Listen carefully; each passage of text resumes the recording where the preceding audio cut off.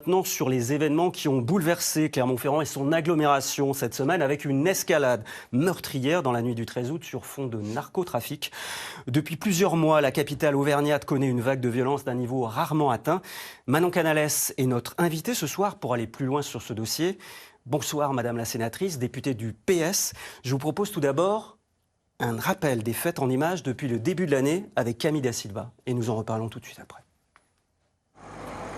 11 février 2025, un homme de 25 ans est abattu dans ce quartier clermontois d'ordinaire tranquille à proximité du stade Philippe-Marcombe. Un meurtre qui serait lié au trafic de drogue. Depuis le début de l'année, les règlements de compte se succèdent dans la capitale auvergnate. 2 mois plus tard, un jeune Albanais de 20 ans est tué par balle tout près de l'avenue Charras. Alors que les épisodes de violence se poursuivent, les forces de l'ordre multiplient les interventions sur les points de deal dans l'espoir de désorganiser le trafic.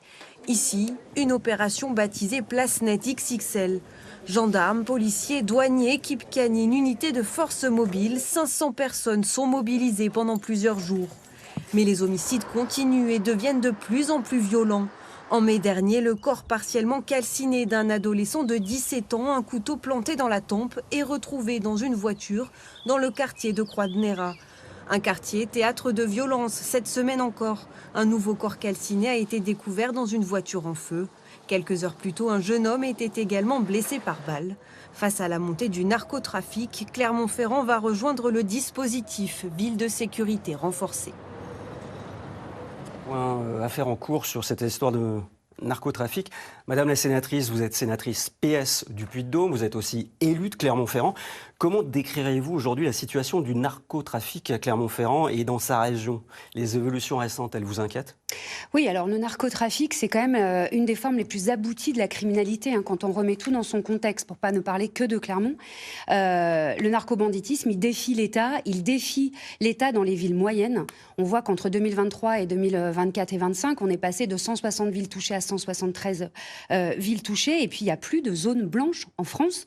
Personne n'est épargné, y compris dans notre département. Il n'y a pas que la ville de Clermont-Ferrand. On a récemment fait une réunion avec beaucoup de maires et des maires de petites communes s'en inquiètent parce qu'ils en sont aussi victimes. On voit, il y a une hausse des tentatives d'assassinat de plus de 33% en France autour du narcotrafic. Donc c'est un problème extrêmement grave, extrêmement sérieux et tout le monde en prend la mesure. Et c'est la raison pour laquelle la France n'a pas été en retard dans l'offensive en prenant à bras-le-corps le sujet avec la loi narcotrafic qui est issue d'un travail du Sénat de 2 parlementaires et de gauche et de droite, Étienne Blanc et Jérôme Durain. On a tendance quand même à parler plutôt de renforcement policier quand on parle de narcotrafic, dans un premier temps, histoire de marquer le territoire. Sur Clermont-Ferrand, le statut de la ville a changé. Ville sécurité renforcée, ça signifie quelque chose pour vous? Est-ce que vous avez obtenu des garanties par rapport à ça? Alors déjà, la ville de Clermont-Ferrand, plus largement la métropole, puisqu'on a vu qu'il y a des événements qui ont eu lieu dans d'autres villes, est engagée avec la préfecture, avec madame la procureure, dans un contrat local de sécurité depuis longtemps. On travaille depuis longtemps. Le maire de Clermont, dès 2020, avait écrit à Christophe Castaner, à l'époque le ministre de l'Intérieur, pour demander des rencontres. Il a vu le ministre de l'Intérieur, M. Daragon, maire de Valence. Il a réécrit à M. Retailleau en septembre 2024, puis en avril 2025, pour demander des effectifs, pour demander un accompagnement. Mais il y a des choses qui se font déjà beaucoup. On a eu des opérations XXL, Place Net. Il y a quand même un travail de coopération entre les forces, le continuum de sécurité, comme on l'appelle, entre la police nationale et la police municipale de la ville de Clermont. Aujourd'hui, on demande un renfort des effectifs. Vous n'avez encore aucune promesse sur les effectifs en question, je suppose. Une loi contre le narcotrafic a été promulguée en juin dernier. Vous avez dû la voter. Elle est plus répressive. Est-ce qu'elle est suffisante ? Alors oui, au Sénat, il y a eu une grande unanimité autour de cette loi qui est issue des travaux. Elle était nécessaire. Renforcer les pouvoirs de tout le continuum de sécurité parce que c'est une urgence.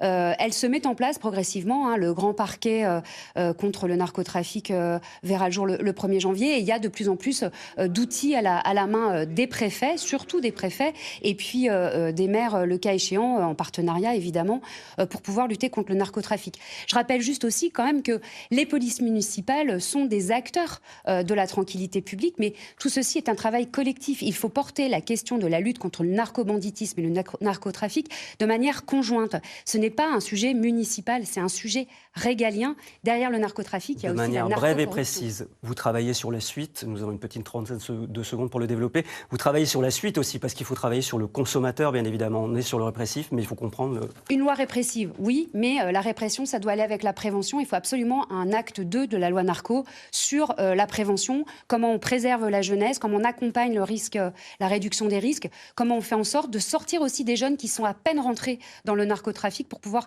les empêcher de rester et de s'enliser. Parfois, ils sont victimes de corruption ou ils sont victimes aussi de pression. Donc, il y a un gros travail sur la prévention qui doit être mené. Et bien sûr, on le fera avec les forces nationales et municipales. Merci Madame la Sénatrice. Merci. On vous suivra bien évidemment dans cette évolution qui est un vrai drame de société. Un drame, malheureusement, c'est également